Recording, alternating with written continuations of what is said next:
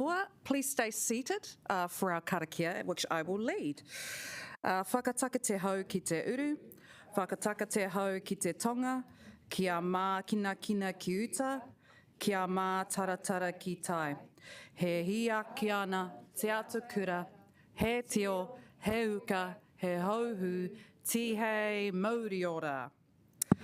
I declare the meeting open. Welcome, everyone, to today's Kaunihera or Pōneke Council meeting. Please let me or the Democracy Advisor know if you intend to leave the meeting. Morning will be at 10:30 a.m. I'll give this a skip. I'm going to move to 1.3.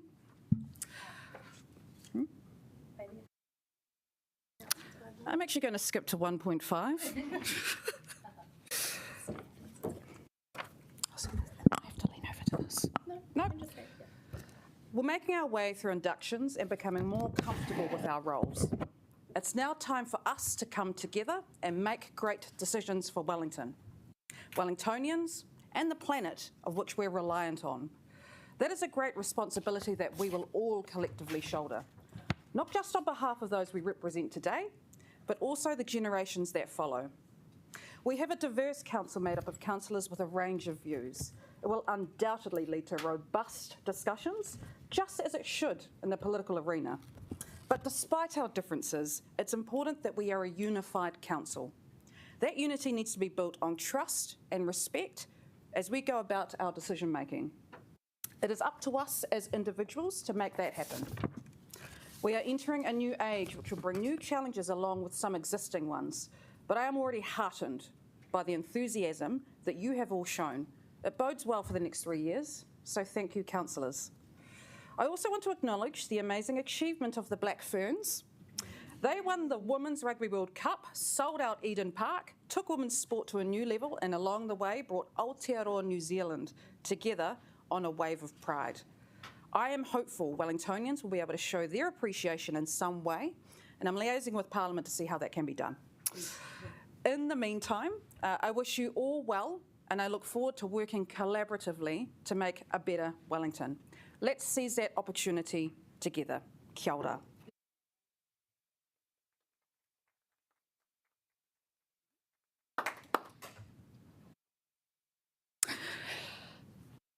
Are there any apologies? We are expecting Councillor Brown, so we'll come back to his declaration when he arrives. And I move the motion that we accept his apology for later. We've got the second, Councillor Free, thank you. I now put the motion which has been moved and seconded. Those in favour, please press 1. And those to the contrary, please press 2.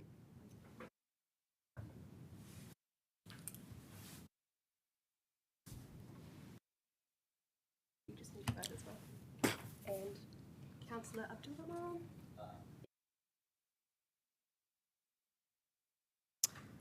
I declare the motion carried. I call on members to declare any conflicts of interest that they may have in relation to the items on the agenda.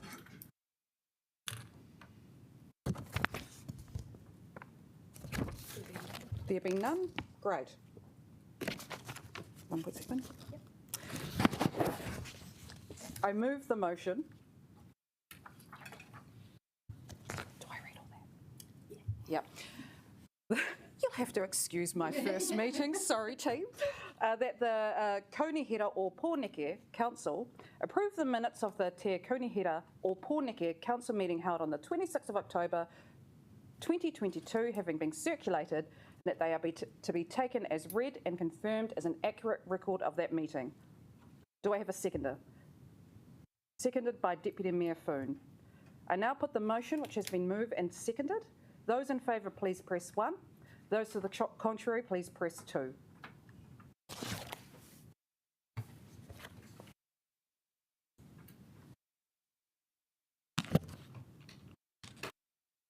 I declare the motion carried.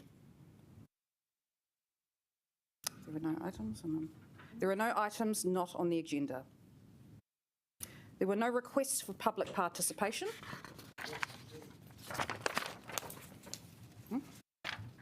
Yeah. We can skip that. I'll give you a second.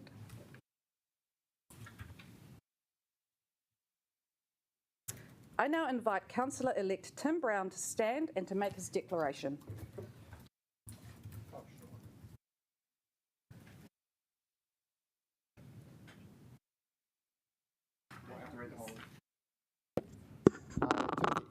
I, Timothy Ian Brown, declare that I will faithfully and impartially and according to the best of my skills and judgment execute and perform in the best interests of Wellington City the powers, authorities and duties vested in or imposed upon me as a member of the Wellington City Council by virtue of the Local Government Act 2002, the Local Government Official Information and Meeting Act 1987 or any other act.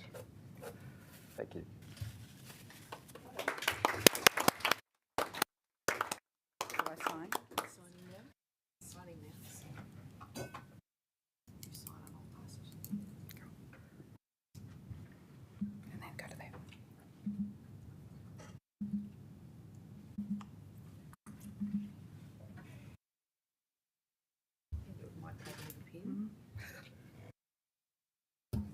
Wonderful.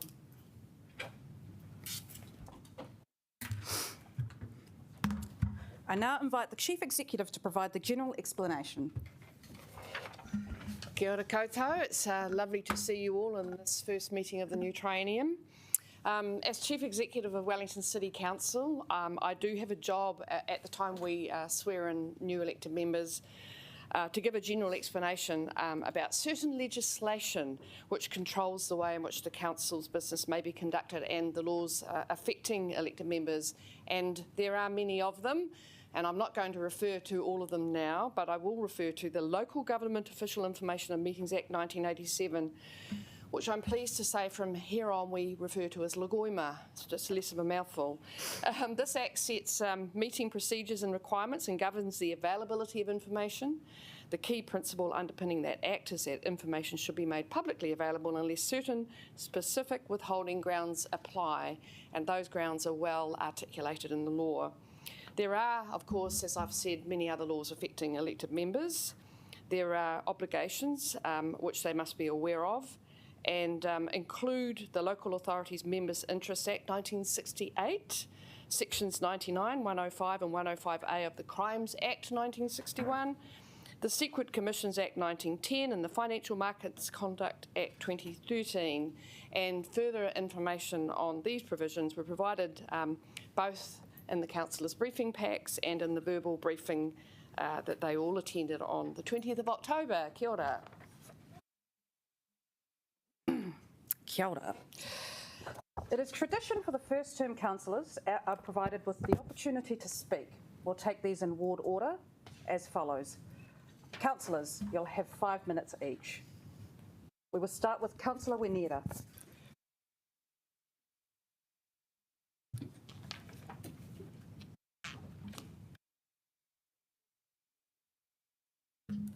Stand.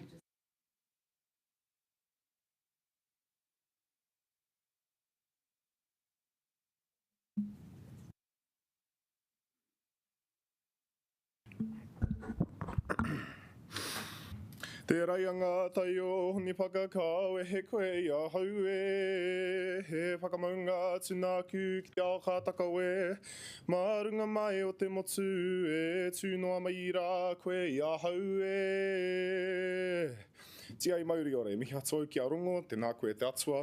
E papa e rangi tēnā koroa, ki te hunga ora, ko ngā rangatira a tā tātou pānei. Rātou ko ngā rangatira e rua, no ngā iwi mana whenua, ko ngā iwi katoa, o te whanganui ātara, hoki tēnā koutou katoa. E mihi anau ki te papa, me te whare e tūnei, tēnā koroa, ki te hunga mate moi mai, moi atu rā. Tēnā koutou katoa. Good morning, Madam Chair, learned colleagues, officers, citizens of Wellington. I would like to begin by marking this date as almost 150 years to the very day since the end of the Land Wars, a spectre which hangs about the neck of this colonial institution within which we today, for the first time, deliberate under the ascendancy of our capital city's first Māori mayor. When I was a boy, my father served as a treaty negotiator for my iwi of Ngāti Tō Rangatira. He and his companions fought the key government tooth and nail in pursuit of a future wherein their mokopuna could thrive. My mother, meanwhile, taught disadvantaged youths at Brandon Intermediate within our historical rohe of Pariarua. Although I didn't understand the significance of either of their work at the time, I realise now that their passion, generosity, and sense of what is right shaped me irrevocably as I grew into a man. After finishing university, I enlisted in the New Zealand Army, serving in 5-7 Battalion, Royal New Zealand Infantry Regiment. Despite the large number of Māori who serve proudly within Ngāti Tūmatauenga, the New Zealand Army, it is not lost on me that the whakapapa of my unit stems from the formation of the Taranaki Rifle Volunteers, who actually fought against our mana whenua cousins of Taranaki Whānui at the Battle of Waireka in 1860. This, as I have now come to understand, is emblematic of the unique contradictions that arise from living in a post-colonial state. Our city is full of these contradictions, and as our nation wrestles with the implications of so-called co-governance and rather the fulfillment of tino rangatiratanga, we as leaders play a crucial role in shaping this colonial apparatus to serve future generations of Kiwis, tangata whenua and tangata tiriti alike. I am proud and deeply humbled to enter this venerable institution as the first mandated representative for tangata whenua in our nation's capital. I share the priorities of my colleagues, being desirous of a sustainable, equitable and prosperous city with te tiriti underpinning every action I take. Remaining conscious of the vicissitudes of political fate, I will strive to define the seat for all those who may, sooner or later, follow me, as a cornerstone of this council's commitment to fulfilling the promise of our ancestors. Could I achieve but one thing in this triennium? I would return our land, imbued with hope, mana and promise for the future, that all peoples of Te Whanganui Ātara might live to see Te Tiriti o Waitangi fulfilled and might live in peace and prosperity. I am a direct descendant of the paramount chief Te Rauparaha, whose rangatiratanga once extended from Otaki all the way down to Nelson. The tauparapara I performed, as I began, this morning was composed by him, as he farewelled his ancient birthplace of Kapia, as his lands were taken by war and he travelled south with his people to the whenua that we enjoy today. When I look upon this harbour from my home over in Inaugural Valley and watch the sunset over the western hills, I cannot help but recall some ancestral memory of this loss, made all the more painful by the later confiscations of the land wars, which began with Te Rauparaha at the Wairau Valley. As if more proof that the universe has a sense of humour, and returning to my earlier statements about post-colonial contradictions, my mother's great-grandfather was actually awarded a medal, which my family still has, for fighting my father's great-grandfather as part of the Hutt Valley campaign. Te Rauparaha was ultimately arrested during the land wars and held without charge for many months, later being kept under house arrest in Tāmaki and only allowed to return to his people in Otaki upon his deathbed, as the colonial government no longer deemed him a threat. I will work to honour his memory and to continue the struggle as he began all those years ago to maintain sovereignty over his lands. Today, we inherit a city standing upon several crossroads: ideological, environmental, and economic. Climate change threatens our very existence, whilst our people struggle in social housing or beg upon our streets. And although some solutions might present themselves more readily than others, like harnessing the geothermal energy from our colonial predecessors, probably spinning in their graves as I talk about the treaty, it can be said unequivocally that our city faces great challenges. However, with the mandates of our respective constituents, I have faith that every single person around this table has the good of our fair city at heart, and although we may differ, I am proud to sit amongst you, rangatira, as we devote the next 3 years of our lives to building a better future for Te Whanganui Ātara. Aupane, ka aupane whiti tērā, tēnā koutou, tēnā koutou.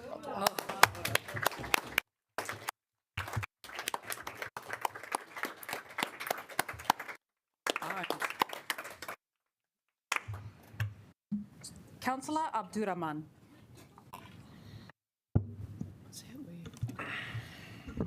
Kia ora tātou katoa.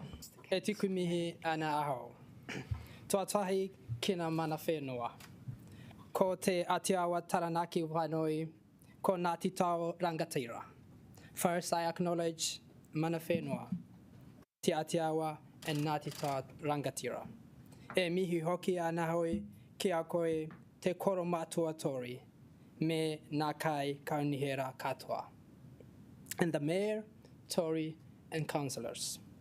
Kia koe te tumuaki, koutou nā kai mahi Kaunihera. Tēnā koutou, and I greet the Chief Executive and staff. Tēnā koutou, toku whānau ohu kau. Tēnā taino ki katoa e hui mai nei. My family and friends all gathered here. Me te tātua e manaki e tiaki. May God bless and care for us all. I will move from my fourth and least fluent language to the third, English, in which my skill have been increasing as a result of months of door knocking and listening. My name is Nuruddin Abdurrahman. I'm a Tangata Aotearoa New Zealander. That is my citizenship. I was once a citizen of Ethiopia. My culture is that of the Oromo people. There are almost 40 million of us in Ethiopia, and more in countries close to Ethiopia. We are the third largest ethnic in Africa. My first language is called Oromo. Like Trio Maori, it has suffered in the past from government actions against it. We have several dialects. The Oromo people are diverse and practice different religions and customs. How did I come to be here in Wellington? In a nutshell, my wife, Keria, who came here as a refugee, went back to Ethiopia and chose me from among several million Ethiopian men. I'm pleased she did, but still don't fully understand why. Here we are raising 3 wonderful young Wellingtonians, 2 of whom will have a major impact on football, and 1 of whom, who now age 3, will be a black fan. My friend said he couldn't imagine moving to Ethiopia and becoming a councillor in Addis Ababa, capital of Ethiopia. I told him that for most of my life, I couldn't imagine moving to New Zealand and becoming a councillor in Wellington. Some of my whānau who are watching the live stream in Ethiopia, I love you. Sinjal lahadatia bagana jiratan asisinige muchanke. How did it happen? First, by the welcome to refugees that this country extended that brought career. Then immigration that allows partners to join together. Then work. I was able to find work, warehouse work, driving Uber, driving taxi. Then education. I was able just to support my through university to gain a master's degree. I learned that I think will be valuable skills in reading the massive amount of paper we councillors get.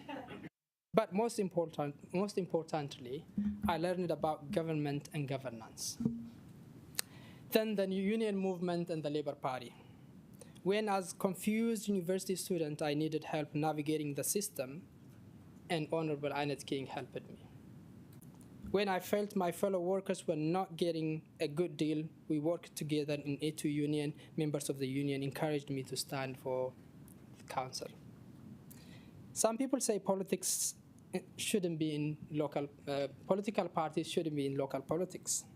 All I can say is that without the endorsement of the Labour Party, it would have been much, much harder for people like me to get here. Party endorsements is an important step in building confidence in candidates from different backgrounds.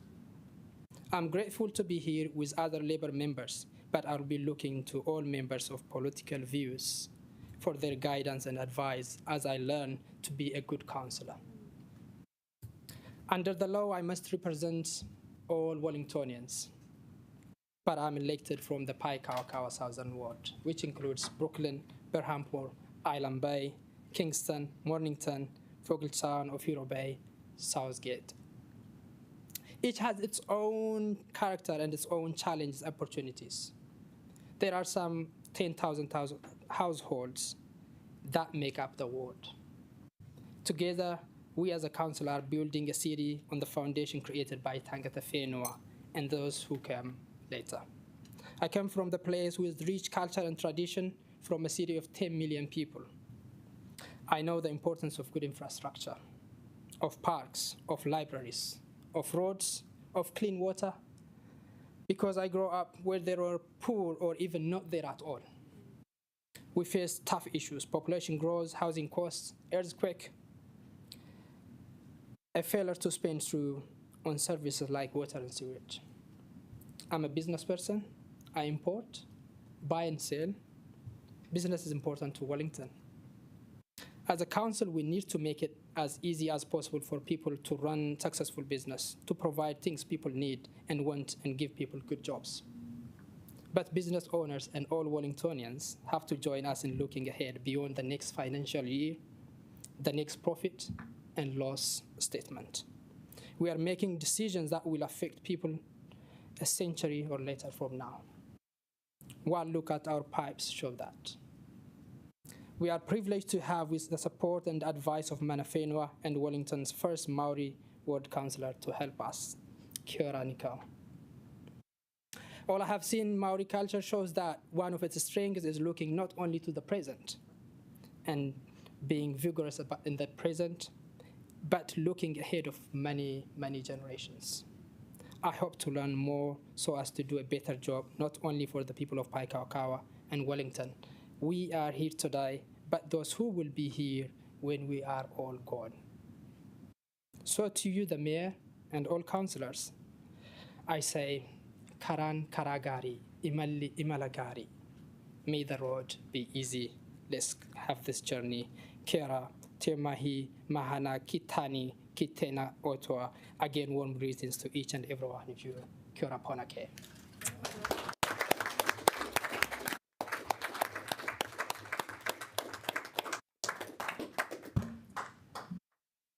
Councillor Brown. Thank you. Tēnā koutou katoa. Te masoko.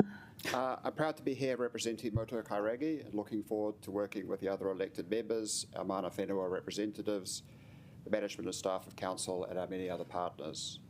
Prior to being elected, I had a lot to do with many councils and other civic agencies, providing finance, buying businesses from them, such as electricity companies, collaborating on arts programs such as Fringe, Cuba Duper, Classical on Cuba, providing bus services, and commercial partnerships involving Wellington Airport, Port of Tauranga, Trustpower, and several other transport and energy businesses. A lot of councils, a lot of projects, a lot of elected and appointed people. The key lessons I'd point to is that good governance really matters for councils as much as for business. Transparency, merit appointments, accountability, the relationships of mutual support between elected members and directors, management and appointments. These are all things I will be seeking to deliver during my 3 years on Te Kaunihera o Pōneke. I just had my name corrected there. So. But they're not the reasons I sought to be elected. That was simply because the Wellington housing market has become a disaster and I believe there are accessible solutions. Transport, rates, pipes, parks, libraries, theatres are important, but central and local government have created a situation where housing is unaffordable, sometimes unavailable, and often unlivable. This hasn't happened because of forces outside of our control. It has happened because of rules and costs we do control, and housing really matters. Whether it's a young couple with little capital, somebody on an average or below average wage, or somebody with infirmities, they should all be able to find a home they want to live in. Since I started considering running for council, I've spoken to many people expert in social housing, social services and building homes. There is an enormous amount of positivity, energy and ideas out there. I hope I'm able to get council to work more collaboratively and constructively with those people. The City Missioner said to me last week, council sees homes as walls and a roof. We see them as a person. I see the challenge as being able to get those who want to help and can help to work together to deliver far better housing outcomes. Ngā mihi nui. Thank you.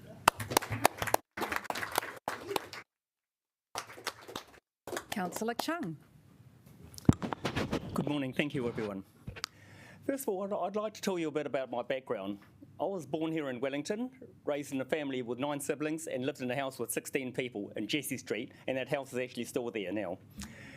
As I grew up, my parents taught me some basic lessons. They said that the first thing we'll teach you is we will educate you as much as you like. So as far as you want to go, whether you want to go to university, whether you want to leave school when you're 15, we'll support you until then. The second thing that we'll teach you is the difference between right and wrong. And so we'll keep on instilling these values into you as you grow up. And the third thing that we'll tell you is that if you listen to what we say, if you follow our advice, if you study hard, then you'll be able to achieve anything you like in this country. This country has opportunities for everyone. The other thing is that you must always remember that you must treat everyone equally, treat everyone with respect, just as you expect to be treated yourself. So learning these values, this is how I grew up. If they could actually see me here now on the council, they would be so proud, because coming from a family of immigrants, they couldn't ever see achieving these great heights for us. So as I grew up, I started in engineering and telecom, and so I learned about how to put things together, how to build telephone exchanges, how to do that type of work. And then from there, I went into the marketing division in telecom, and from there, I learned about how to sell things, how to promote things, what's important to people, what's not important to people. Then after that, I went to a company, Unisys Computers, and it was from there that I actually had my first exposure to sales. The sales team asked me to come along to a meeting with the IRD and to do a presentation, and I'd never spoken before a group before.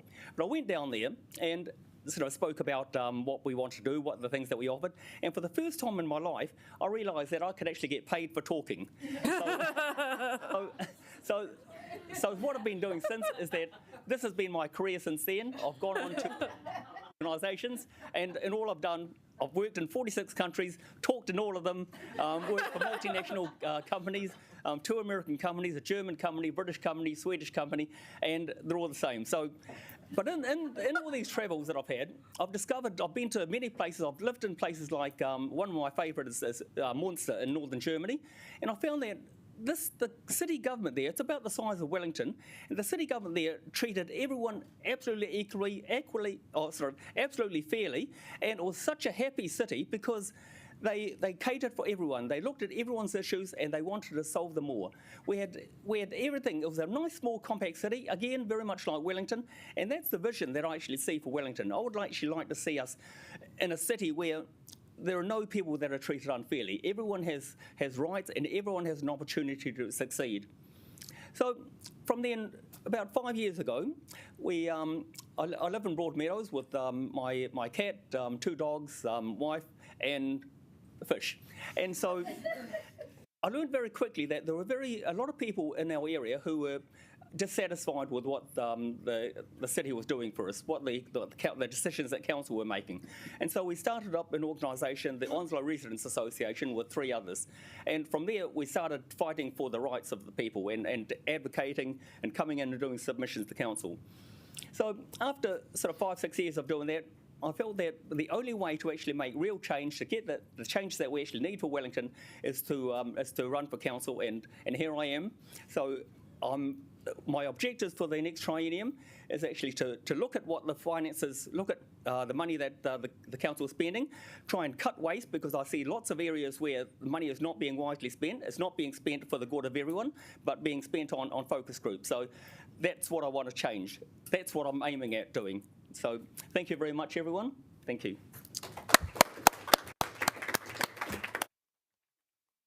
Kia ora, Councillor Chung. Councillor Panowicz. Just get the right button because I haven't done this before. Thank you, Mayor Whanau, and thank you to all my colleagues who are joined around the table today. I'd also like to firstly thank my family for allowing me to stand for council this time. My wife Katie, my daughter Hayley, and my son Robert. They made up the bulk of my campaign team, along with my nephew Ben and my good friend Russell Freeman. It's an interesting journey for me. This was my 3rd campaign, 3rd time lucky, so I feel very lucky to be here. Ray, of course, is a good friend of mine, and so is Tony, so I'm very thankful that we're all here together. I'm a born and bred Wellingtonian. I've been in the city for over 52 years. My father came from Poland on a boat, docked here.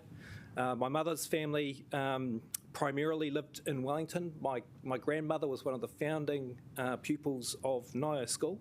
She could tell me of the time when Ngaio was farmland. So that's going back a fair way. I do live in Oharu Valley, so I live in the rural side of Wellington. I love it out there. It's great. It's a beautiful place to be, and I highly recommend anyone to come out there and enjoy that lifestyle. I've been fortunate enough to chair the Makarahari Community Board for the last 6 years, so I bring those rural values to the table. I get a perspective of the environmental issues that we have in Wellington, as well as the commercial issues that we have in Wellington.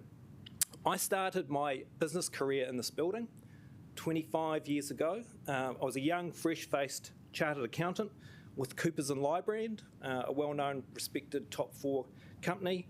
So I've had a lot of fun in this room. I've had a lot of fun in this building. I really enjoyed it. So I went to Victoria University and studied through there. Being a chartered accountant for 25 years, being also a member of the Institute of Directors, you're instilled with an ethical base that I think is very appropriate and is very important to come to this table. The Institute of Directors also favours diversity at the boardroom, the diversity of thought, and I can see around this table that we have a much more diverse group of people. So I'm very much looking forward to you, and I'm hoping that we can bring our own unique views and ideas, such as what we've heard from already, and we can have an excellent triennium. I am business friendly, I must admit it. I've worked for over 25 organisations in Wellington. I've been in Te Papa, civil aviation, treasury, you name it, I've been there. I've just recently finished up with Victim Support, a great organisation, and also very thankful that a number of the people who lived in the northern suburbs actually voted for me.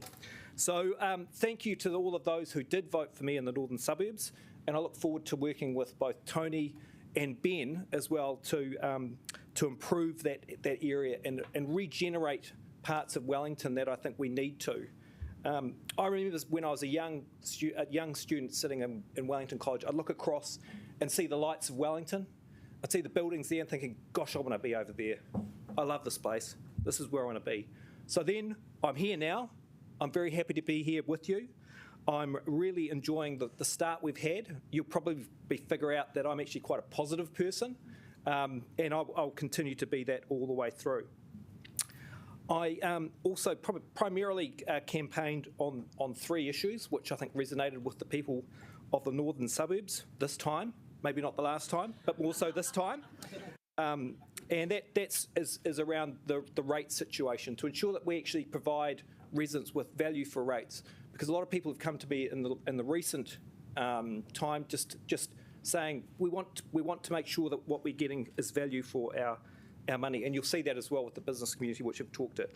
Very focused on inner city regeneration. I want to see the life of Wellington just prosper and grow, and I think we have an opportunity to do that in this triennium, barring any sort of pandemics, etc., and continue on. And also the other one, which is close to my heart and goes back to my grandmother again, is around Macra Beach.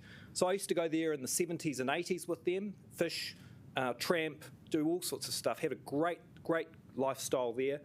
So the regeneration and the resilience of Macra Beach is something that I'm very focused on, because that's where a lot of my childhood memories come from. And I'm hoping that we can then replicate that throughout the rest of the city. So once again, thank you all for letting me be here, and I look forward to working with you all. And thank you to the council staff and the members of the public who have come today. Thank you.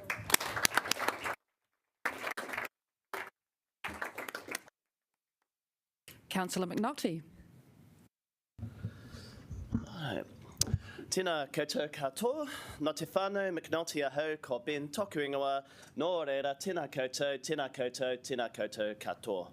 It's an honour and a privilege to give this inaugural speech as a Wellington City Councillor for the Takapū Northern Ward. To Mayor Whānau, Deputy Mayor Thone, and to all my fellow City Councillors, congratulations on your election victories, and I look forward to working with you all. I wanted today to talk about why I put myself forward to represent Wellington and the guiding value that will drive the decisions that I make around this council table. When I was 14, my friend and I, one Saturday afternoon, sat down on a bench opposite a cafe on Ganges Road in Kandala. Shortly after, we were approached by a man who offered us $20 each if we'd just wash some dishes for the afternoon. That's how I got my first job. That man, Lance, he didn't own the business, but he was the backbone. He was the first in every day, 6 days a week. 5 a.m. was a late start for him. And for the next 10 hours that he was there, he slogged away hard. He did it to support his family that lived in the Hutt Valley, a 40-minute drive away each way. He's the hardest worker I've ever met, and for his efforts, he earned barely a few more dollars on the hour than I did. That was an awakening for me. The value of our effort or work does not always align with the mahi or the benefit that our work provides for ourselves, our families, or our society. We need to only look at the essential workers that got Aotearoa through the COVID lockdowns as a recent reminder of this. So, in a word, fairness. It's something objectively impossible to define and a gut call, but it will be at the heart of the decisions that I make as a councillor. Fairness in the way that council treats its staff and contractors. Fairness for our tenants in council housing. All of us must remember that we owe them a true duty of care, which means our view of tenants must be based around their needs, rather than having them represented as line items on a spreadsheet.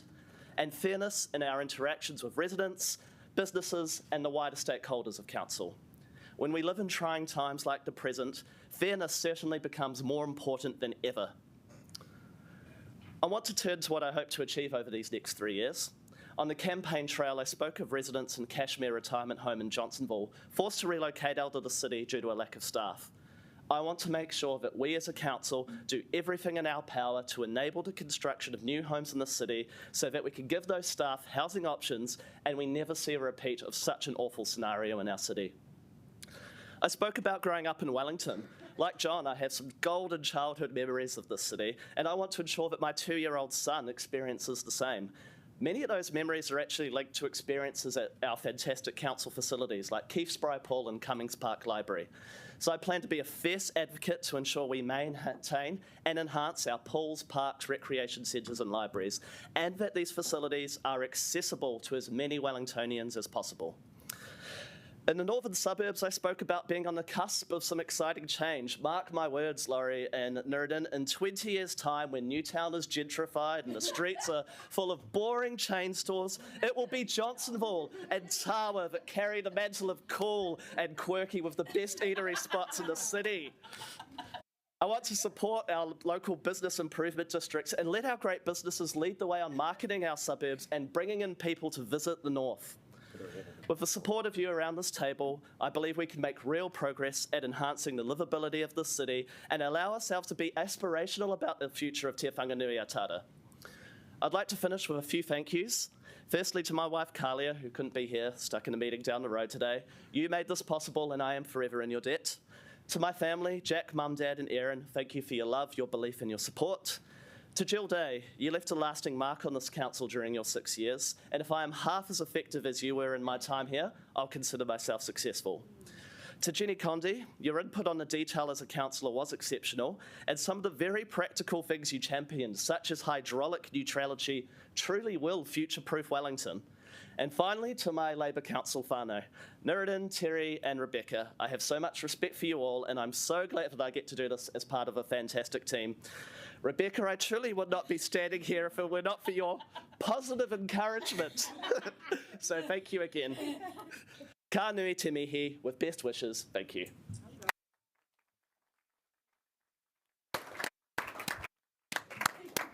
Councillor Randall.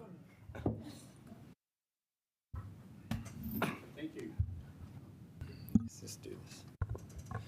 Thank you. I want to introduce myself first. My family has its roots from Scotland, and I was really grateful earlier in the year to be able to visit Arachar, which was where the farm of my great-grandfather was originally located. But I grew up in Alexandra in the Great Central Otago next to the mighty Clutha River.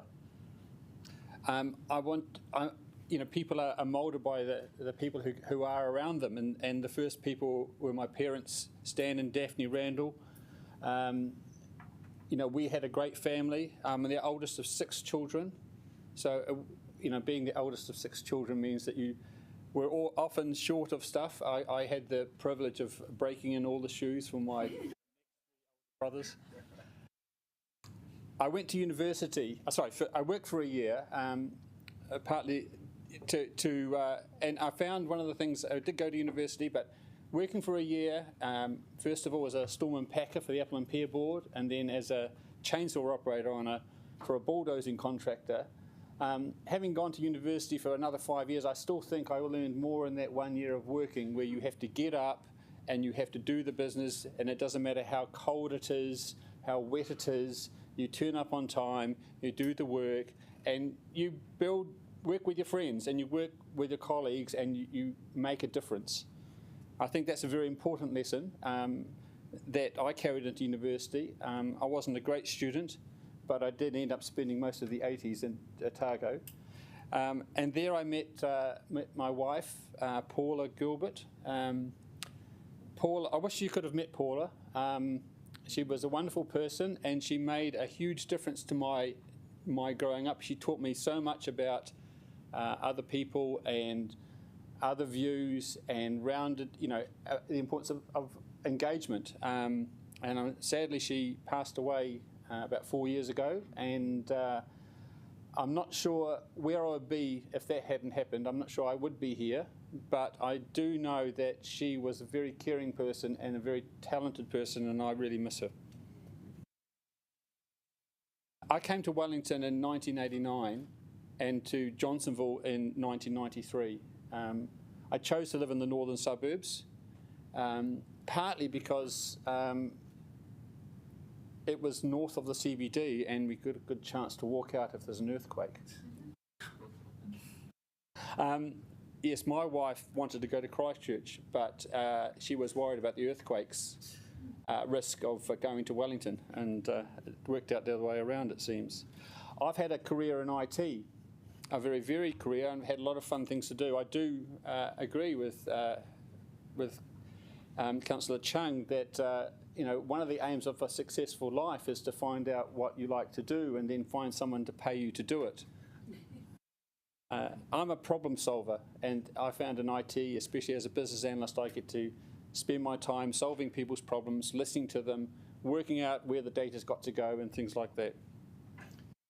We're blessed with 3 terrific children, Jennifer, Stephanie and Matthew. I am very proud of them. They're all grown-up adult people.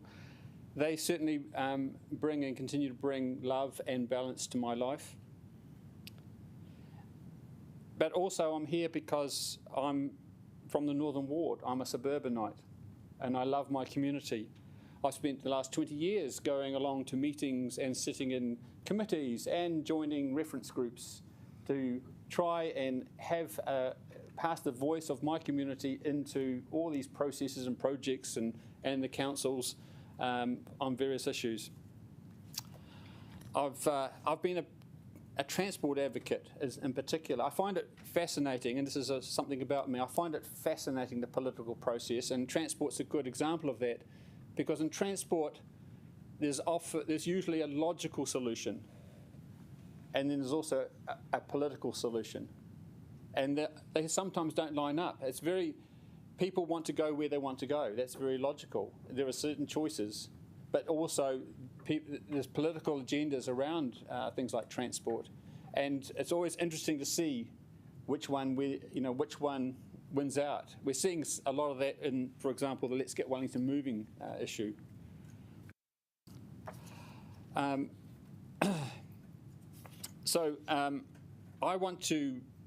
here because Wellington's a special place. It has diverse people and diverse suburbs. It's probably got more diverse suburbs than most others.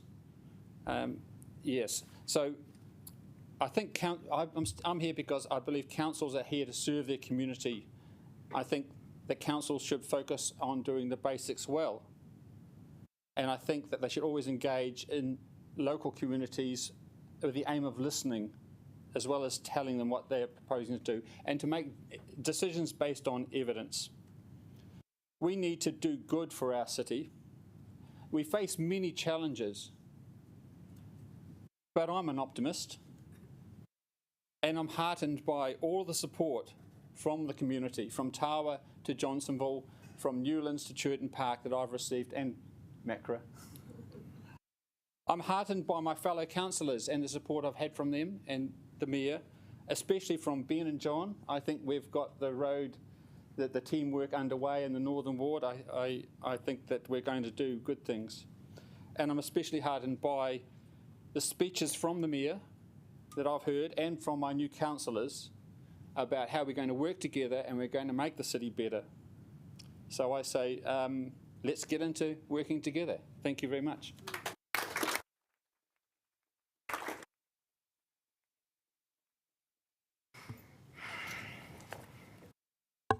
Thank you for that. Thank you, councillors.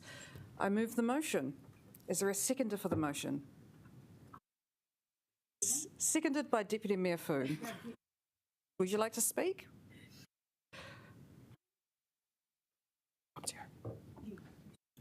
Yep. Is there any further debate? I now put the motion, which has been moved and seconded. Those in favour, please press 1. Those against, please press 2.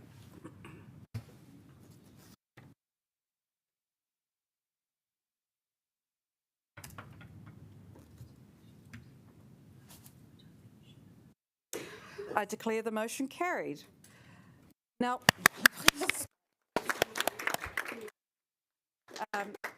thank you, councillors, for those wonderful speeches. I think it's incredibly appropriate now that we have a cup of tea and celebrate the words that have been spoken. We truly are coming together as a team, and I think it's really great.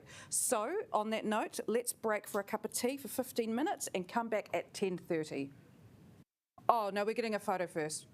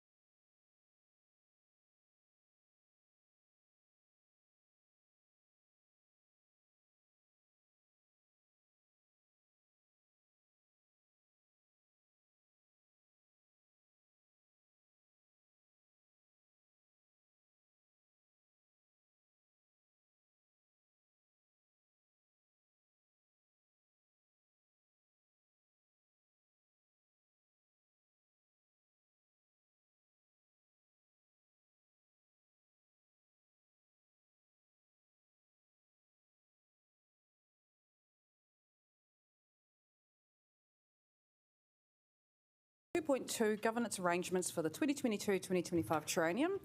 Please welcome Stephen MacArthur to introduce the report. Morena, Mayor and councillors, nice to see you all here. What we normally do is a brief introduction of the paper and take any questions before these papers get moved and seconded, and then you go into debate. So these terms of reference and delegations have been prepared on the basis of the Mayor's committee structure and the set of principles that are contained in the paper but were talked about at the recent briefing. They have been built on the experience of the previous trienniums, and whilst I'd take the paper as read, there are a couple of minor editorial changes that have been highlighted in discussion with a couple of councillors in particular. So first of all, the suggestion has been made that heritage is specifically called out within the scope of the Environment and Infrastructure Committee. It is implicit in terms of urban design, but if the council is happy with that, we would make that change as an editorial change under the number 5 on the screen. The other one is the delegations relating to the City Growth Fund. They were updated by the Council in December 2021. So at the moment, in terms of the Social, Cultural and Economic Committee, there's a reference to $100,000 would be kind of the cut-off where that committee would consider that.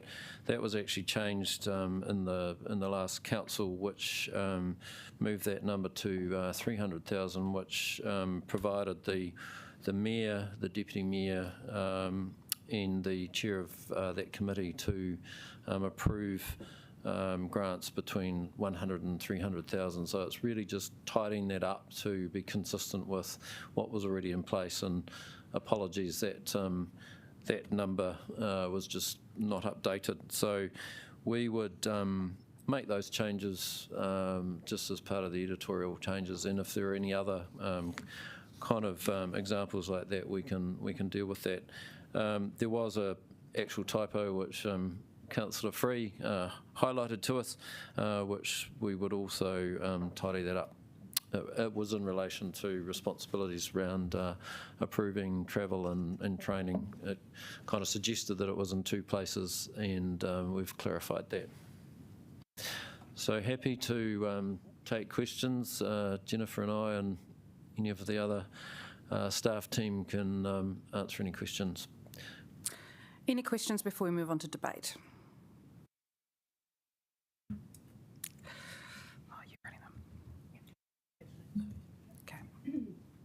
Councillor O'Neill. Just a question of clarification. Those changes have been included in the paper, and I guess just broadly, will there be an amendment to the substantive, or is this the changes that are out? Perhaps if I can just answer that. The changes that I mentioned haven't actually been made. They were, we kind of discovered those or thought about that after the papers were published, but we would simply, under the recommendation 5, pick those sort of changes up as editorial, and then a updated terms of reference and delegations will be published post the meeting. Deputy Mayor Foon. Kia ora, Stephen, thank you. Also just wanted to clarify that in the appointments group that the Deputy Mayor of the committee of the Koro Tōpū Long-Term Plan Finance and Performance Committee will also be on the appointments committee. Yes, it is actually in the terms of reference. Okay, just on the paragraph it's missed. Yes, out, so it's actually in the document itself, but yep. Perhaps it wasn't referred to. Thank you. Yep. Councillor Pennant. Thank you for all your work. Can I just clarify, there's a point made that climate change is dealt with through the Environment Committee. I hope that there is now an understanding that it should be dealt through every committee. Yes, that would be the, in terms of the actual activities and the reporting, that is a call out in all of our reports, but the actual strategic approach, etc., is really sitting with that Environment and Infrastructure Committee. Okay, I'll speak to that point in debate.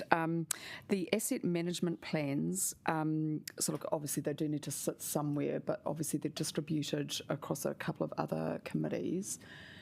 Has some thought been yet given to how these are going to be given adequate scrutiny?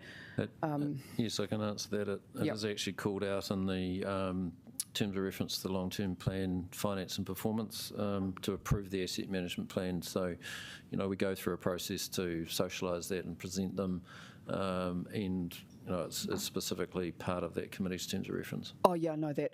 It was just given that they could be in different committees, just how that's all going to be coordinated with the other work programs, and then maybe this is something for Siobhan to talk about later, just about how those things are going to be socialised really thoroughly. It will form part of the long-term plan preparation process. We have and we'll be briefing you on that in due course, but the primary responsibility for looking right across them and providing that scrutiny, it's a fundamental building block to the LTP. Thanks. And just last question. Look, thank you for your dialogue around health and safety and where that sits. And I understand the reasoning, but I guess I just would like some public assurance that there will be spaces and opportunities for the whole council to take responsibility, given that we do have legal responsibilities in this place, and that it won't just be those of us on audit and risk doing some of the work. Yes, and it's actually specifically referred to in the Health and Safety section in the Audit and Risk Committee, which is to refer health and safety reports through to the council, and at that point in time, the council could direct the Audit and Risk Committee to examine something in more detail, but all the other kind of mechanisms in terms of site visits for councillors, briefings, the discussion around the health and safety strategy are all things that would be available to the council. And I would just make the point that any councillor can attend that committee, and when something significant in terms of health and safety was on the agenda, we would particularly encourage all councillors to attend. Councillor Brown. Just three questions, and it's really just to help my understanding of the allocation of responsibilities as much as anything. But investments and insurance, which committee do they fit under?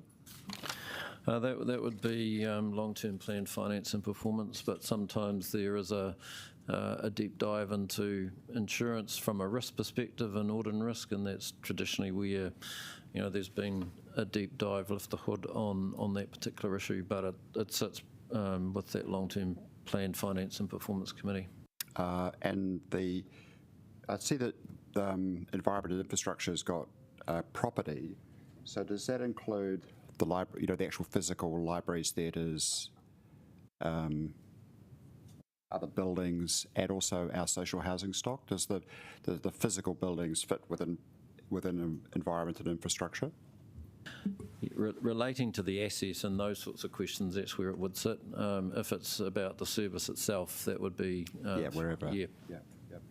And in terms of the appointments group, is the voting there unanimous or by majority? It's actually unanimous, so that it has to be all members of that committee in agreement. And right. just to make the point, it is actually a recommendation to the I think it's the Long-Term Plan, Finance and Performance Committee that makes the actual appointments, but it has to be a unanimous position and a recommendation to that full committee. Thank you. Councillor Young. Great. And Councillor Free. In relation to the community board and the new, suggested way of working, I did wonder about some clarification about their approving leases, subleases, and easements. What would be the case if effectively they could be quite long-term leases and easements being made by a community board. Can you just comment on that? It's and the other thing is also the follow-on one about them making decisions requiring council approval, council or committee approval under the leases policy for community and recreation groups. I thought there was some things, is it correct that there are some things that only council can actually approve? And how does that tie in with this? For example, under the Town Belt Act would be something that the council needed to approve. But Beth might be able to provide a bit more detail. Yeah, under the Town Belt Act, only council can approve certain leases, so that can't be delegated down to committee or to a community board. I think you're right, Councillor Free. Community boards would have the potential to approve long-term leases within their area.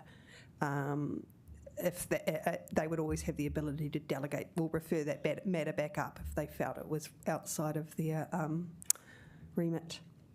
But here it says in clause 13 on the regulatory processes for the community board, it actually says make all decisions requiring council or committee approval under the leases policy. Yeah, that's actually only in relation to, you know, the area covered by the community board, but it's also within the leases policy. So, you know, there is that context and policy context in which they would make their decisions. If I could actually suggest, I think that is the wrong word, all.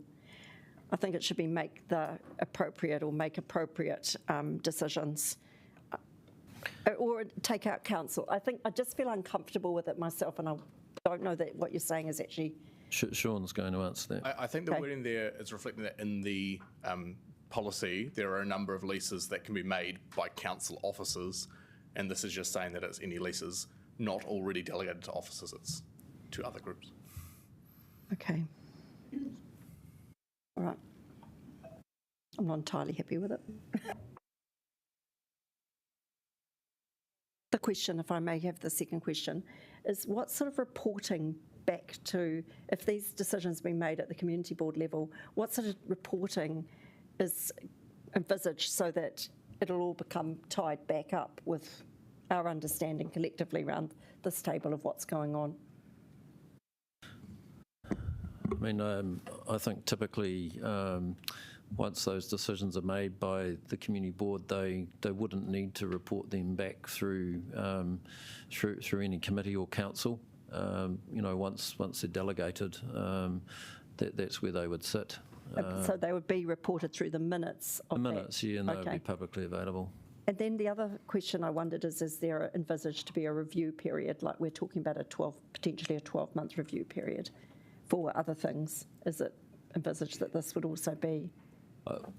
I think I've heard the Mayor say that she wanted to let the committee structure bed in and make any adjustments maybe after 12 or 18 months of how this would work. And obviously the terms of reference is you know, the detail that supports the committee structure that the Mayor's put in place. So, you know. So anything that's in here is subject to review after 12 months. Okay, thank you. There are no further questions, so I move the motion as per the officer's recommendations. Is there a seconder for the motion? Seconded by Councillor McNulty. Would you like to speak? Is there any debate?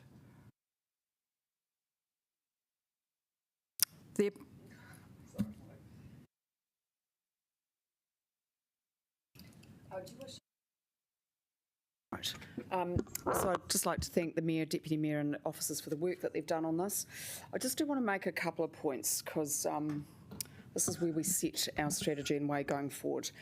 I have, along with many other people, fought hard to have climate change recognised as a critical issue affecting every area of our life. So I'd just like to keep that challenge going, that when we think about the environment and climate change, it's not just put into one little bucket, and there's still a bit of that thinking going on. It belongs just as much in finance as it does belong in planning. The asset management plans, look, it's good that it's in one committee, but we're going to have a really good process around scrutinising that, because that's where the council has come unstuck a little bit, particularly in the water area. And I do just want to make a point about health and safety. I'm not going to move an amendment, but I am still concerned that there is not enough place for collective responsibility. So I've spoken with the Deputy Mayor about ways that maybe that could be done. But if you are in charge of an area where someone dies and does not come home to their family, it is a very serious responsibility, and I do want us to raise our game there.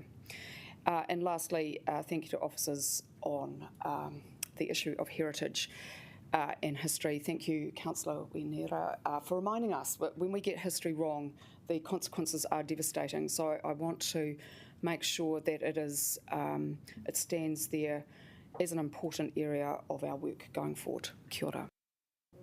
Kia ora. Thank you, Councillor Pennant. Councillor Free. Thank you. Look, I'm going to be supporting all of these, and thank you for answering my questions in relation to the Community Board and the Regs Committee. I think the reason I've obviously had discussions around with some of the colleagues around here, and also had a ring from the chair of the Community Board last night to talk about it. And I think the salient point for me was this is reinforcing the ability for local decision making, and this relates only to Tawa. But it is an example of where we are devolving some of the power to make decisions down to the local level, to the people who know the area best. But I am also going to be reminding us around the table that we actually owe that duty of care and principle to every area of Wellington. And that's why, I intend to be listening very carefully to the local ward councillors for an area when it comes to decision making that we're still retaining the authority over. I just wish to make that point that my support for this comes with the proviso that we owe the same duty of care as much as we can to every area, to listen to the local inputs, the local voices and the local ward councillors.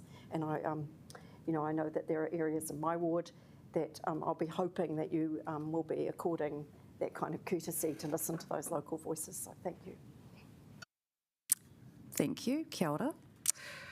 There being no further debate, I now put the motion which has been moved and seconded. Those in favour, please press 1. Those against, please press 2.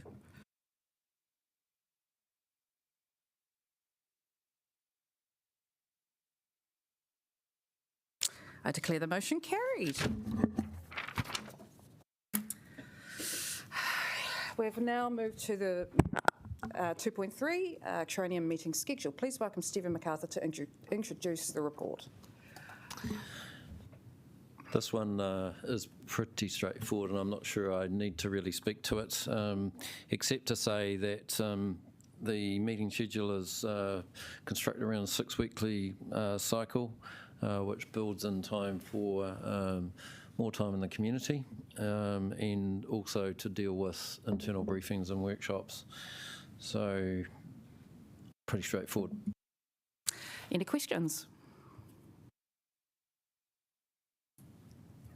Councillor Young. So I'm just wondering whether we are going to formalise the restriction to 3 minutes speaking at committee meetings in the interest of us spending more time in the community and having a life. Would you like me to answer that, Councillor? I think that's up to the council.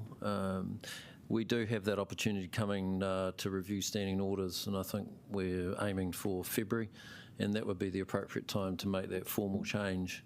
But in the meantime, if there's an agreement around the table, councillors could do that without relying on standing orders, but that is something that we will deal with in February.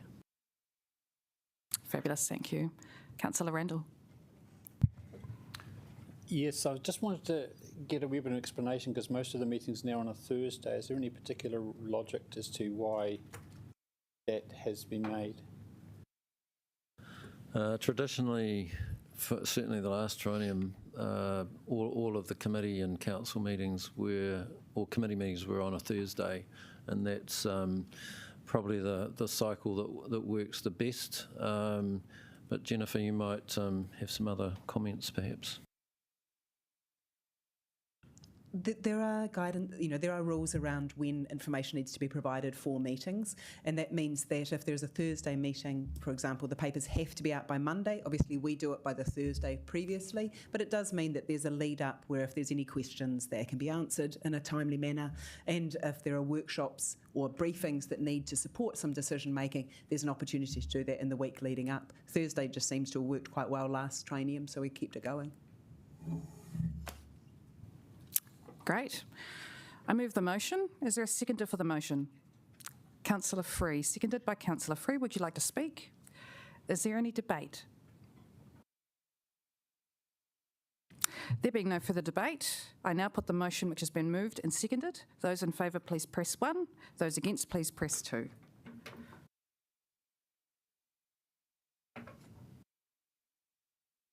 Fabulous. I declare the motion carried. Okay, elected members' appointments to council-controlled organisations, council organisations and external or joint committees and organisations. Please welcome Stephen MacArthur to introduce the report. So I've got quite a number of these papers today, so bear with me. Each Trainium, the council makes elected member appointments to a range of council and other organisations. Each of them have specific requirements and or criteria in terms of numbers and, in some cases, positions such as the mayor in some cases. I'll take the paper as read and leave it to the mayor to speak to appointments when she moves the recommendations. That's probably all I need to say.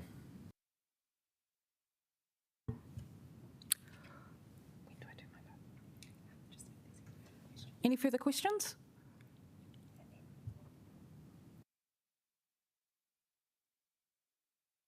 Sorry. What is the role of the alternate? Do they get to attend the meetings and get all the papers, or how does that work? Mm-hmm. They're really a backup for when the primary appointed member can't attend. But, yep, they can have all the papers, and, yeah, that's really how it works.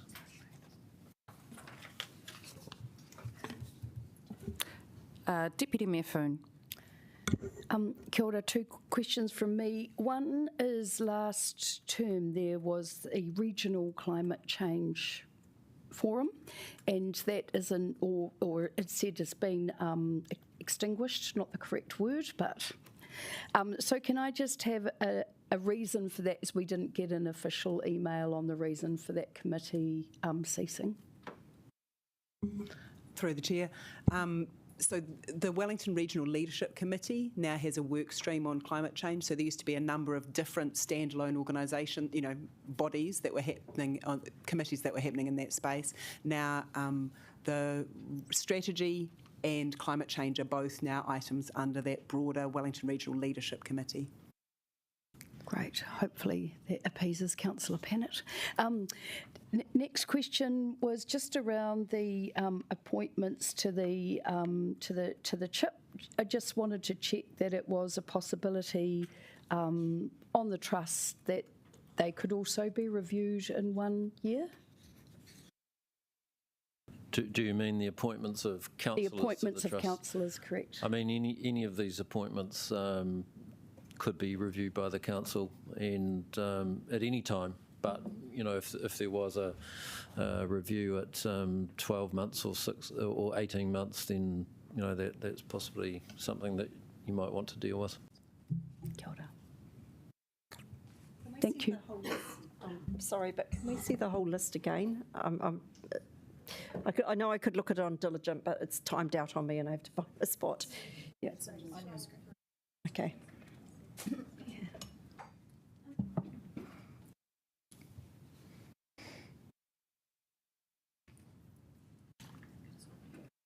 Oh, have you got it? Oh, okay. Councillor McNulty. Kia ora, Stephen. Just to confirm that paper next year that will provide the council's oversight or which structure that the Community Housing Provider Trust reports into will be due in February or March, is that correct? Is Catherine in the room?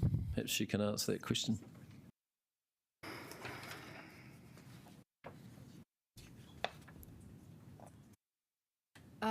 Yes, yes, there will be a further update to the council in February or March with the details of how the council will kind of monitor and provide oversight of the CHIP, and that will include recommendations on which committee it will report to.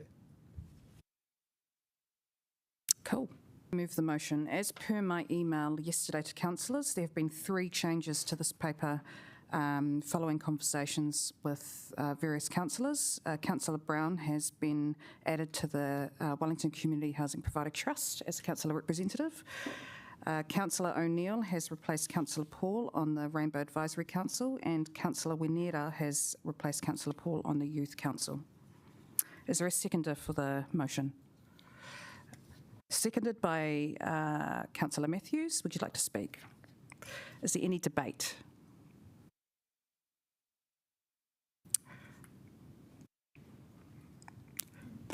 Councillor Abdurrahman. Since it's the housing, it's a lot of... stand up.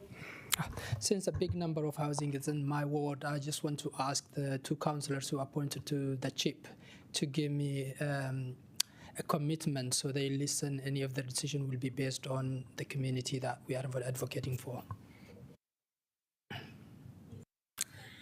I'm seeing a lot of nods. There being no further debate, I now put the motion which has been moved and seconded. Councillors, I propose that we take this vote as a whole unless anyone would like to take anything separately. Those in favour, please press 1. Those against, please press 2.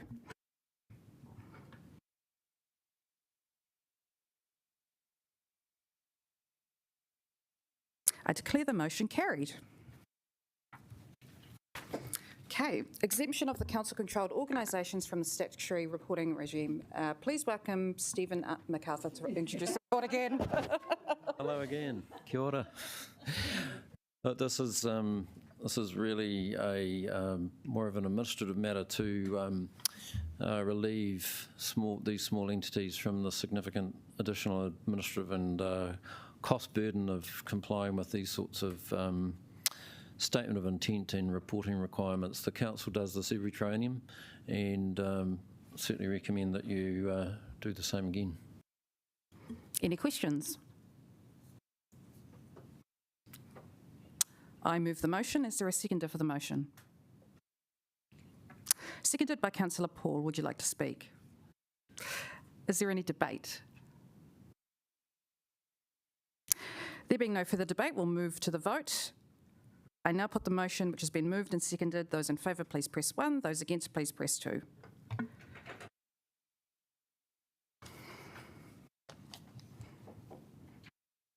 I declare the motion carried. Okay, Traineum Councillors Remuneration. Please welcome Stephen MacArthur to introduce the report. Got her again. At the beginning of the training, the council decides on how to allocate remuneration pool, which is set by the Remuneration Authority. Whatever the council decides, it is recommended to the Remuneration Authority for their determination. Just a couple of highlights that I'd make is that all elected members must be paid at least the minimum rates prescribed by the authority. The mayor's salary is set by the authority and cannot be changed. The authority requires the council to fully allocate the specific pool, which you'll see up there on the screen. And also, in terms of additional responsibilities such as the deputy mayor, committee chairs, etc., that is something that we're recommending today. So the council could decide on a different way of allocating the pool, but it must be allocated in its entirety. This means that if some councillors, for example, prefer not to receive the full amount, they're still required to receive it and then are able to donate or give some of it away, and we've kind of traversed that in previous traineums. The remuneration that we're recommending is based on a ratio system. The deputy mayor receiving approximately 1.2 times the remuneration of a councillor without any responsibilities, and a chair of a committee 1.1, and the chair of the Regulatory Process Committee 1.05. It's just the way that we looked at it in terms of a rational way to allocate it, but as I say, you could do something different as long as you fully allocate that total sum of money. Any questions? Councillor Pennant. Thanks for your work on this. As you know, the car parks are a bit of a bugbear for me.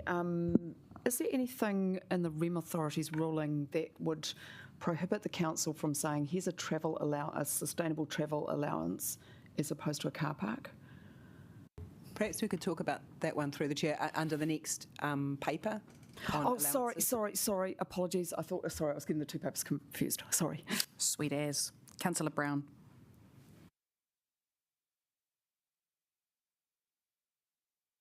On the exactly. But I'm curious as to why I got a 13% pay cut, whereas the mayor didn't. This is relative to what was in the documents that the council released before the election. Because the remuneration for the mayor is set by the authority, and we can't change that. Thank you. Yeah, no, I know why. Yeah. No. Okay. I move the motion. Is there a seconder for the motion? Yes. Seconded by Councillor Brown. Would you like to speak? I think we're all underpaid. No. No. Is there any debate? Councillor Wineta. Whilst I will be voting in support of this motion, I would just like it on the record that I do feel that, quite contrary to Councillor Brown's opinion, that these figures are very high for community representatives. I understand there is a purpose in attracting talent to governance of our city, and I appreciate that. But I feel for the work that we do compared to the work of some of our council employees, I would just like it noted that these are very high salaries, and I take it with some trepidation. Thank you, Councillor. Councillor Pennant.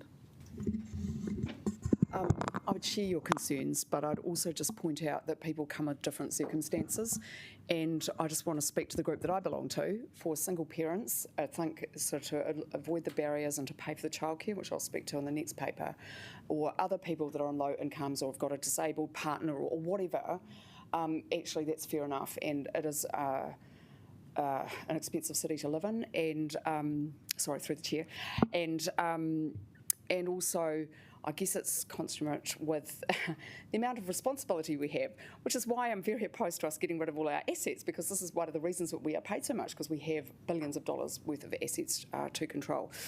So I think I looked at the average Wellington salary. I think it was, someone can correct me, but it was in the 70s, the 80s. So like we're not it's not like we're twice what many highly skilled people are here for. So I hope that I totally understand your point, and I do object to someone doing the cleaning seen in our society having less value than someone who's doing council work, because actually cleaning's in a way more important. Thank you. Thank you. There being no further debate, I now put the motion which has been moved and seconded.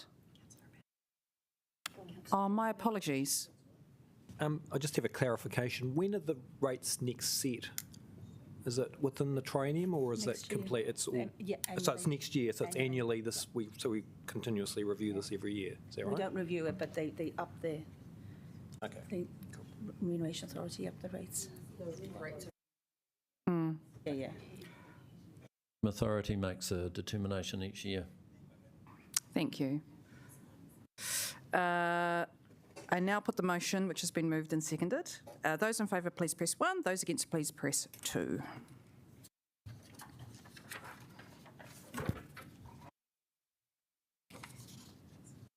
I declare the motion carried. Elected member allowances and entitlements policy. Over to you, Stephen. Thank you, Mayor. The Rem Authority, or Remuneration Authority, sets limits on a number of allowances, and these are entirely at the discretion of the council. Key things to note with this paper is that it's been over 6 years since the policy was reviewed, and this particular review, which is in front of you today, is largely about increasing the dollar amounts in line with the maximum allowance permitted by the Remuneration Authority, and it, for the first time, incorporates the childcare allowance in the policy. But happy to take any questions. Any questions? Councillor Free and then Pennant. Yeah. So I've just got a question about the IT situation. We had a note saying that we were no longer going to be, or new councillors wouldn't be provided with printers, and existing councillors needed to purchase them. It always seems to have been a bit messy. So what is being provided for us, sitting here trying to work it out, what exactly is being provided for us in the way of IT? So every councillor receives a laptop and a phone and electronic delivery mechanism. So we pay for the diligent licences so that you can have that mechanism, as well as training to be able to use the diligent services. There's a printer provided in the councillor lounge, which is an area which involves work desks and additional spaces down there. We no longer provide individual printers to councillors to use in their homes. If they do have a printer, there's an allowance towards the home printer, and there's an allowance towards printer cartridges to the maximum as determined by the Remuneration Authority. Right, thank you for that. Councillor Pennant. Sorry, it's the right paper this time. The car parks, yeah. Could we substitute that, in theory, for a loaded-up snapper card? And for the buses that don't come, I'd take that point. Through you, Chair. So, Councillor Pennant, this was a conversation that we've had previously regarding the allocation of car parks, just to acknowledge that. So at the moment, there are car parks that are provided for elected members, as has always been the case. This provides the opportunity for councillors to say that they don't want to use a car park, in which case that would then be available for council pool cars. I think we'd have to have a conversation about the impact of any additional allowances that you'd want to make. Oh, no, it's not additional, it's a substitute. So again, there's a fixed number of car parks in the No, building. So sorry. It's the policy. It's the policy about what kind of resources are allocated, not. If the policy allows, there's an oversubscription of people wanting car parks in this building, which they purchase for an annual amount. You could reuse that fund for things like snapper. But that's only if the policy allows. Yeah. So, sorry, I'm maybe not asking my question properly. Is it that the Rem Authority says that you must provide car parks, and then you're saying we can? The Rem Authority does not say that. Doesn't say that. So, in other words, we could, not now, but change the policy in the future to say we're not going to provide car parks. What we're going to do is provide you with an alternative, or an electric scooter, or a choice. Yeah. Okay, that is helpful, thank you. And the other question I had was around the childcare allowance. There were two questions around that. Did the Rem Authority take into account different councillors' circumstances? So some in the provinces and the rural areas do not earn very high salaries, but some of the metro areas, as we've just discussed, do earn higher ones. So was that taken into account in setting it? I'm sure that would have been, yes. So the childcare allowance, you say that there's a number of criteria that need to be met to be able to achieve the childcare allowance. Within that, the Remuneration Authority makes these allowances for the entire country. As you point out, it's only the metro councils that are remunerated as per full-time salary. The rest are not. So different councils are implementing this in different ways. Auckland is one example from last triennial where they chose not to. Okay, and so sorry if I didn't understand this. The childcare allowance is $6,000 for everyone, irrespective of where you are, or is it a formula? Yes, it's the same throughout the country. Yes. Okay, thank you for that clarification. Thank you. Councillor Randall. Yes, just with respect to the allowances under Clause 22, not really asking for an explanation, but I was interested if you could provide me or the councillors just with the background about how those amounts are calculated, just in terms of, cents per kilometre for the different types of vehicles. So my understanding, this is set by, we just use the government rates. Yeah, sorry, that's right. I just wanted to understand where that came from. Great. Councillor Young. So just thinking about printing, as you know, I don't do much printing, but it has been up till now impossible for my iPhone to print to the council lounge computer. So if we're not going to have printers at home, I think it's even more important that our iPhones should be able to talk to that machine. So do you think, Jennifer, you could get that sorted, please? It sounds like a technical problem. I feel sure we can apply a technical solution to that for you, yes. Thank you. Councillor McNulty.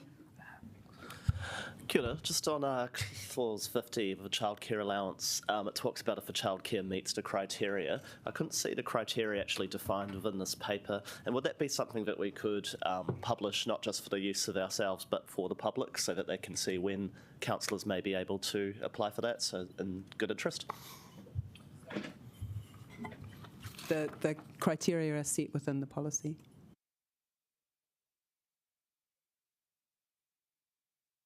And also available, I suppose, on the Remuneration Authority website. I suppose, just sorry, could I follow up on that? Just feels a little bit, okay, who makes that determination then in terms of whether the criteria under 51 are satisfied? Probably me, I imagine.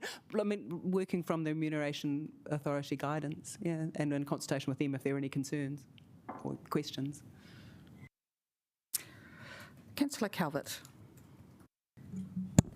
Thank you. Just want to clarify a couple of things. So when we, and I hear there's been a bit of interchange between remuneration and salary. So councillors, elected members don't receive a salary. Just confirming this because we don't get ACC, we don't get KiwiSaver. So it's just a straight remuneration. Elected member remuneration, yes. Yeah, and also in the Remuneration Authority does provide for elected members to be able to claim mileage through the course of their undertaking their roles.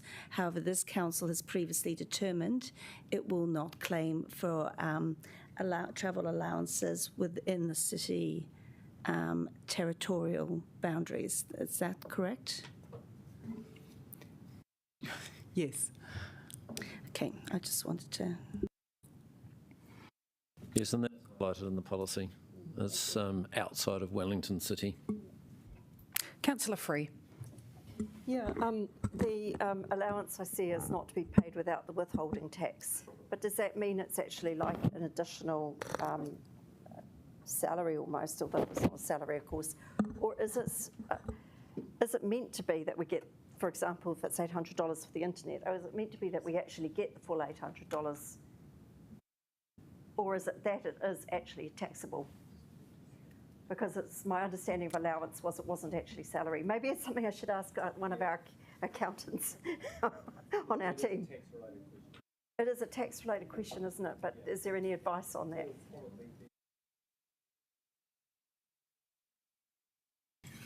Okay. Thank you. Councillor Chung, and then we're going to draw a line under questions. Just a question on all the details that the Remuneration Authority actually gives us, or what states. Do we have any input, or does the council have any input into this? Like, every year, do you actually talk to the Rem Authority and say that we don't think we need car parks, or we don't think we need these things anymore, or whatever? And do they take that into account, or do they just set a blanket policy for the whole country? From memory, that they consult with elected members periodically. I think they did that last year, or perhaps it was earlier this year. I'm trying to. Other existing former councillors are nodding. We think that happened last year. So yeah, periodically they check in with elected members regarding the determinations that they make and the allowances under those. Thank you. I move the motion. Is there a seconder for the motion? Seconded by Deputy Mayor Foon. Would you like to speak? Kia ora, aye. Kia ora, I just want to thank officers for putting this together. Interesting that we have so many questions around this particular part of the papers that we'll be signing off today. But I do just want to acknowledge a shift in the allowances for councillors, particularly the employment assistance program, that we now have the ability to tap into that. I know that sometimes this role can be challenging, and it is important that we have support when it is needed. So I'm very grateful for that. And also the childcare allowance, I think it is really important that we offer this type of support for people, and noting that it could be a barrier, particularly to single parents to standing to take over this type of role. So I'm very happy to see that.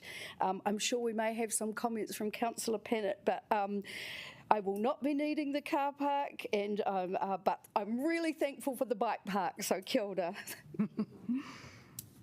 Thank you. Is there any debate? Councillor Pennant.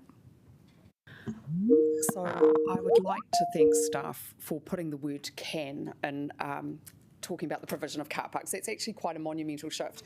I complained bitterly about having a car park as part of my remuneration when I didn't want it. But I think in a climate emergency, we need to go further. And so in the next 3 years, I hope that some policy work can be done to say, actually, what we'll do at the very least, maybe, there will be some people that there may be some barriers, but for most people, if you want, it's a polluter pays principle that people can go and pay for their own private car parking, and then we do give options for sustainable transport, because this is part of the architecture of climate change. The free car parking, it's just one little aspect of it, but it is one of the things that has helped us get there. And in a metro area where we do have sometimes good public transport, sometimes, we will be working on that this triennium, that there are options. The childcare allowance, look, I really want to thank the Rem Authority for that. This is a really progressive policy, particularly for our colleagues outside the metro areas. I really want to thank them, and I think that's incredibly important when there is no childcare provision after 5 o'clock during the weekdays and during the weekends. So I think that's good, and I think it is reducing a barrier. However, as someone who's probably the person who's most likely to benefit from it, I won't be taking it. And the reason for that is that I guess until I feel that everyone in our workforces gets an allowance like that does allow them to work in a way, it still does feel like a privilege when there are so many people that this kind of money would be life-changing for them, that it would allow them financial autonomy while caring for, and of course it shouldn't just be a child, it could be an older person or whatever, or an adult. So I think, look, it's good that maybe we can see it as a way of leading the charge, but until everyone is entitled to that kind of level of support to be a parent and to be a worker or a caregiver, I just think we've got a bit more discussion around that. Kia ora. Thank you. Councillor Chung. I'd just like to make a comment. I'd like to make a comment on the car parks. Now, I try and catch buses every day, and I've been doing this for many, many years now. But in the last few months, I've just found it absolutely exasperating catching buses, because every time I seem to work late, like last night, for example, I went down to Lepkey to catch the bus home to Broadmeadows, and I didn't get home till 11:30. The previous week, it took me 3 hours to get back from here because of the cancelled buses, and so I just find it absolutely exasperating waiting for buses, and so I'm beginning to think that, well, maybe I should actually bring the car in. So these things, you work according to your own circumstances, and so while my preference is to have a good bus service and be able to catch the bus both ways, it often doesn't work, and getting home at midnight is just getting on my wick. Thank you. Thank you, councillors. I now put the motion which has been moved and seconded. Those in favour, please press 1. Those against, please press 2.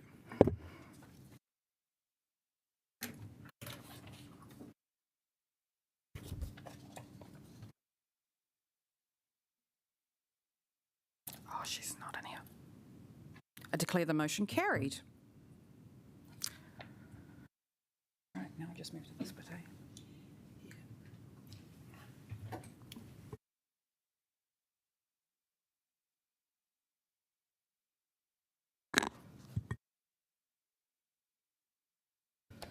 Okay, officers recommend that the Republic is excluded from the following part of the proceedings of this meeting. I'll move the motion. Do I have a seconder? Seconded by Councillor Matthews. Is there any debate? Just ask a question.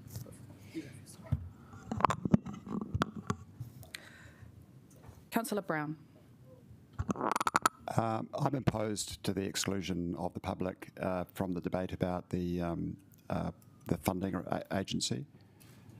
I don't feel there is any strong reason for that exclusion, and I feel this is a very important relationship of the council.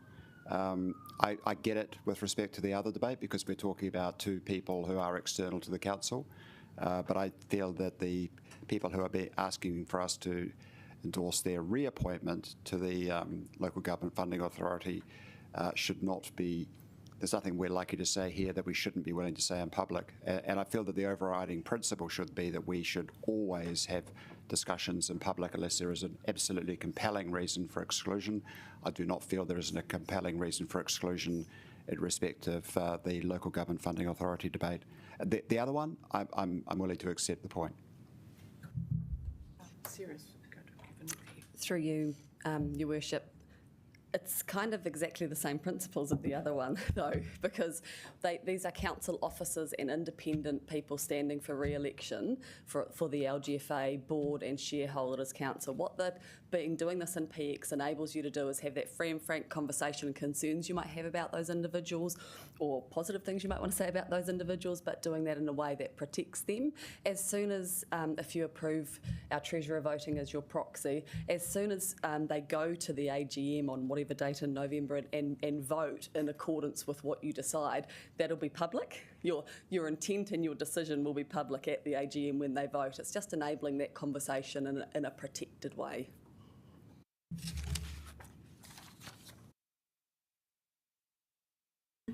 Do you have a question? Is there any debate? Wasn't it? No. Yep. There is no further debate. I now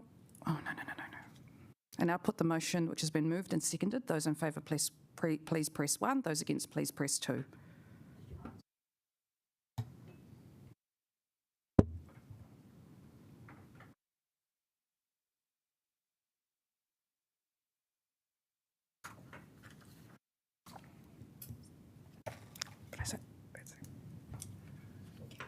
I declare the motion carried.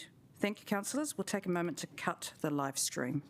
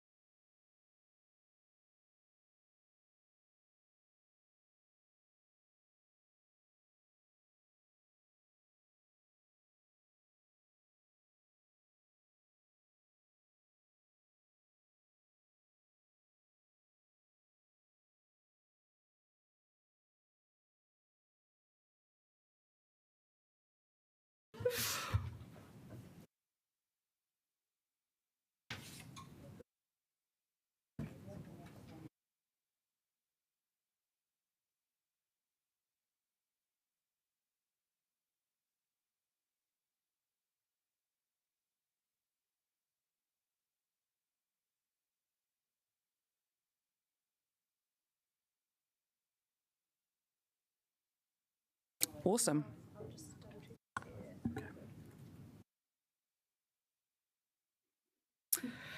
Huge well done, everyone. I think that meeting was pretty fabulous. Well done. Therefore, I declare the meeting closed. Please remain seated while I lead the karakia.